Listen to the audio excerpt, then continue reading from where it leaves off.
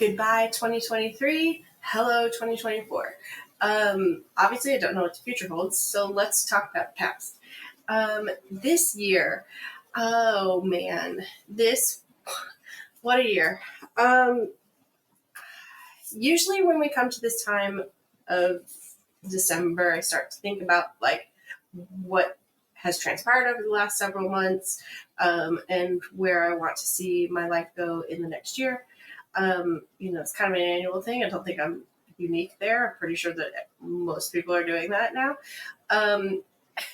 But sometimes I think about these years and I'm like, good riddance to this one, right? Like, this year was horrible. And months ago, I joked about with friends that like 2023 tried to kill me. But I don't know. I'm kind of like a little bit attached to this year. This was a huge year.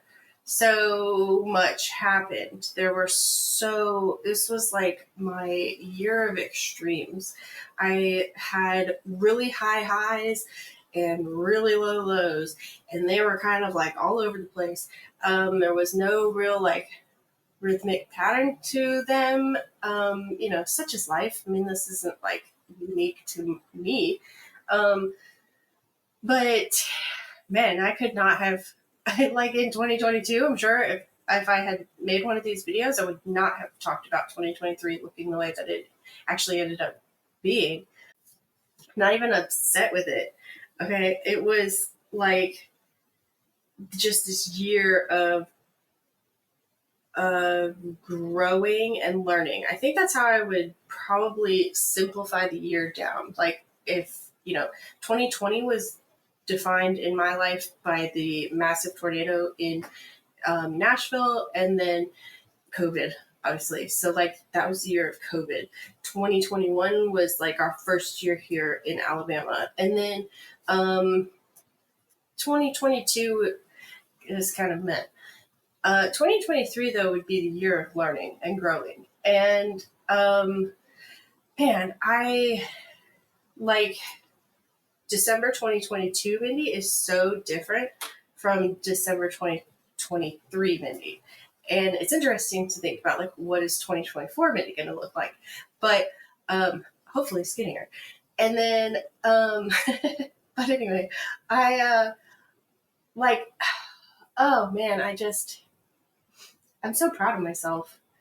I am so proud of myself. I have done terribly terrifying things, made huge choices that changed the trajectory of several people's lives. And I know that those were the right decisions to have made. Fully confident in that, cannot change my mind.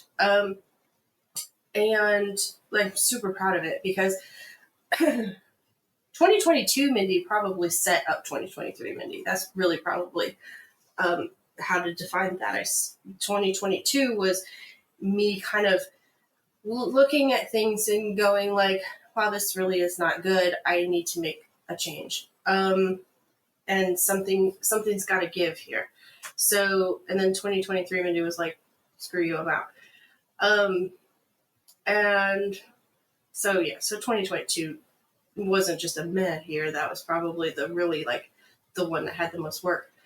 But 2023, oh man, 2023 is taking my life back into my own hands, probably potentially for the first time really ever.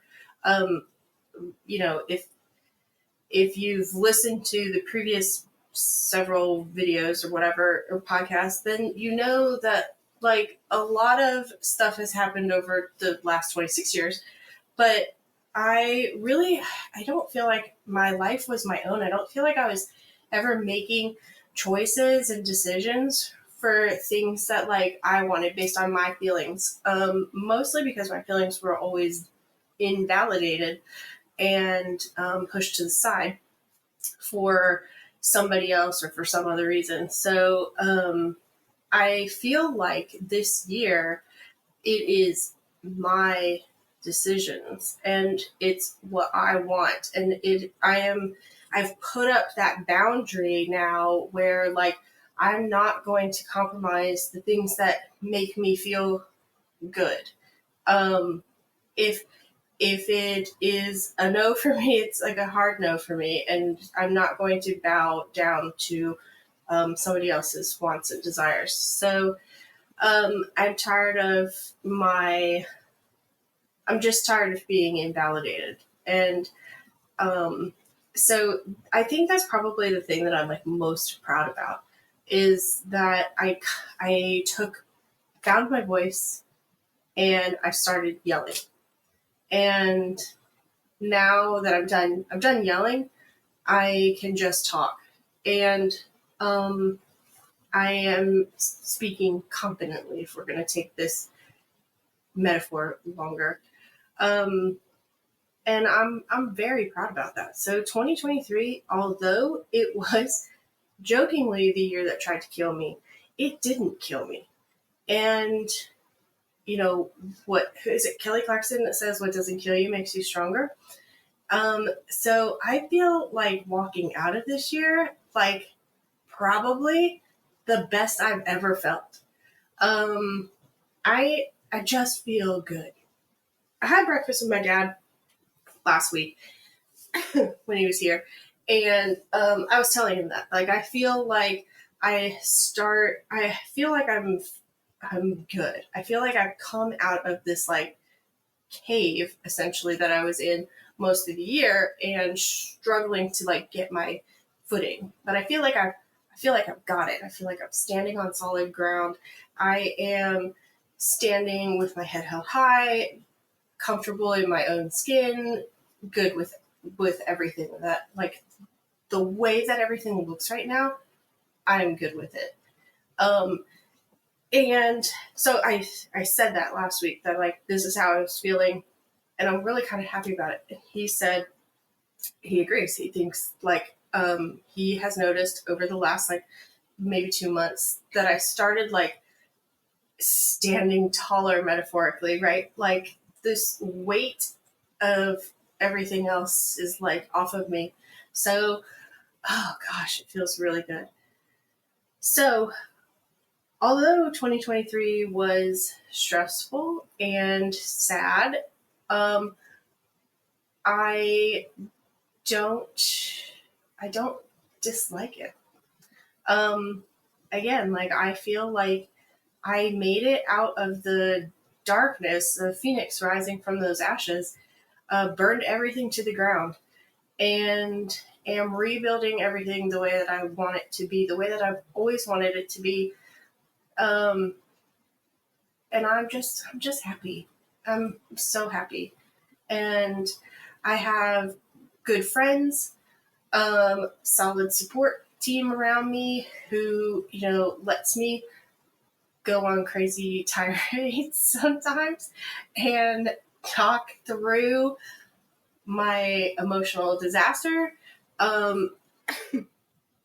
I have a fantastic family. I've got amazing children and a really great therapist. So I feel like I've got it. I've got what I need to keep going. So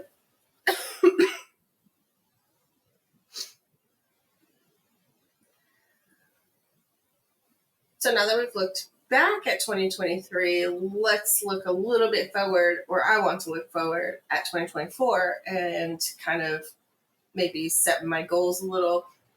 I don't like resolutions because, well, first of all, nobody ever sticks to them. And so there's that like mentality already that you can quit.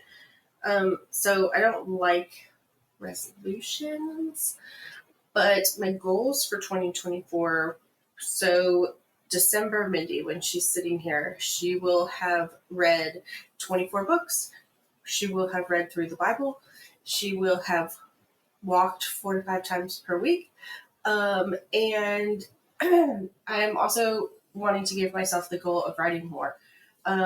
This year, I wrote a lot more than I did the last couple years. So, and I just want to keep doing that. makes me happy.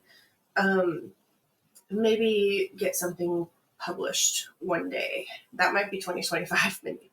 Um, but anyway, I think those are going to be my like main four. Um, I don't like overloading. I think if you try to put on too much, then you like already are setting yourself up for failure. And I don't think that those are unrealistic. So that's the goal. I think those goals are going to make me a better version of the me that I want to be and am working toward.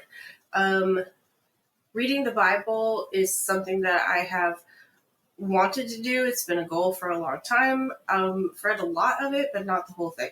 So some of those Old Testament books are a struggle for me. But though, like the laws. But anyway, I am going to do it. I'm going to do it. That's number one goal. That's like the top of the list. So I will get that done. And that, in and of itself, even if I did nothing else, that goal would help me become the person that I want to be. So, and I know that, like, without doubt. Now, reading 24 other books just helps me. That is what I love. I was talking with my therapist about it. We were talking about self-care for this week, and I said, I'm going to finish this book I literally carry this book around with me in my purse for like a month because I'm like a chapter away from being done. It's ridiculous. And I've already read it. So I just need to finish it and then move on. And then I've got this other one. This one, Murder in the Family, which I am very excited to read this, but this is like a have to think about it and really pay attention to it. This book is written in a unique format. This is not a plug, by the way. I'm not getting any affiliate anything for this. This is just something that I thought was super cool.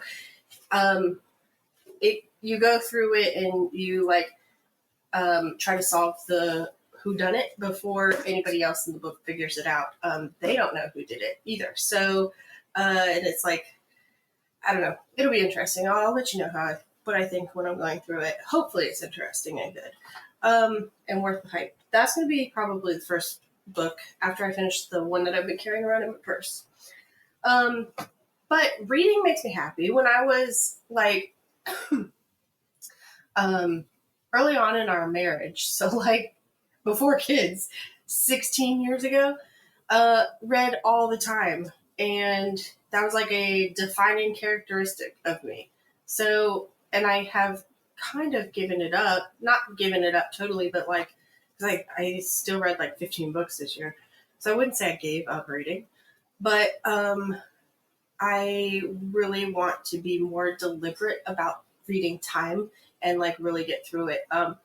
One of the things that my daughter inherited from me was a love of reading. So I think her goal this year was 20 books, and I think she nailed it. So she and I will be discussing that. But anyway, so super proud of her. So kind of want to be her when I grow up. So I'm going to start more deliberately reading 24 books. I may put some stipulations on those books. Like, I'm thinking maybe like 4 of them have to be like nonfiction, bettering myself, like some kind of education piece. But I don't know. I'm not sure maybe I will. Well, feedback, input on that would be lovely. Otherwise, it would be like all murder mystery / romance. Because that's kind of where my like tendencies go. James Patterson, Sandra Brown, read like almost everything that both of those two have published. I did pick up when I was at the bookstore the other day buying Christmas presents, which was such a bad place to go. But hold up. I picked up 3 books that were on the clearance rack, and I was very excited about them because I love Jodi Picoult. So I picked up the Pact for $4. I am excited to read this, and then also this one. The Book of Two Ways. So super psyched about these two. And then from Nora Roberts, I've read a few of her things, not like a ton, but I picked up The Collector. So if you're counting, that's 4 of the 24. So anyway, I don't know. I feel like I maybe need some nonfiction personal growth kind of stuff in there too. But anyway, we'll see. But that'll make me happy. And that's part of my self-care thing for, like, you know, getting through my mental struggles and the anxiety and, you know, crap that life throws at you, really, the daily junk. So reading makes me happy. It's like an escape into another world. I also like, the reason I like Jodi Picoult's books is because she usually writes from a bunch of different perspectives on a specific thing. Like, I don't know if you've read 19 Minutes. It's about a school shooting. Phenomenal book. Please go read it. I think it got banned and, like, taken out of libraries and schools and everything because people are stupid. They should never ban books. But it's so good because it's like all these different perspectives of one thing that's happening. So, and I like that. I like hearing about other people's perception of something that's going on in real life and in fiction. So that's one of the reasons that I really like her, and I was very excited to find 2 of her books, you know, for a good price at the bookstore, because, you know, it's always good to save money. And then writing more is just going to help me get my thoughts out. I love writing. I've been writing the blog for, we're coming up on 13 years. Valentine's Day 2024 will be 13 years that I have been writing that. I have the goal of one day being a published author, like having my own book. So I want to keep writing because I just love it. And then walking 3 to 4 or 4 to 5 times a week. I already shrank it down and we haven't even started. Walking 4 to 5 times a week, you know, at least a mile, but I kind of like to do 30 minutes so that my watch gives me credit for closing my exercise ring. And then, but that is something that I really need to do. I know that, the exercise and just the, you know, expelling the energy and the, like, emotions that I carry around, I need to do. It's a much healthier way than, you know, screaming and throwing stuff, which I don't do, but I need to just, like, kind of get that out. I started running, like, when my grandmother got diagnosed with lung cancer, and it really did help that just, like, pounding the pavement got that, like, anger and frustration out. And it was so good. And I lost 20 pounds doing it. So I feel like I really need to just do that again. So the goal is 4 to 5 times a week. I mean, that's every day that the kids are in school. So why can't I, like, drop them off at school and then go for a walk? Why can't I? Because life. And work and all that kind of stuff. So, but anyway, I gotta fit it in. It needs to be a priority. So that's why it's on my priority list. And then that's it. I think that doing those 4 things this coming year, 2024, is going to make December 2024 make me very happy because I will have done the 4 things that I really wanted to do. And I will have grown in ways that I want to grow. So, so anyway, that's my goal. That's my, that's my goals. That's what I'm going to do. And I'm going to need you guys to, like, you know, make sure that I'm doing it. Maybe I'll have to do, like, a monthly progress report or something where I have to tell you how far I've gotten and everything. I don't know. What do you think? What should I do?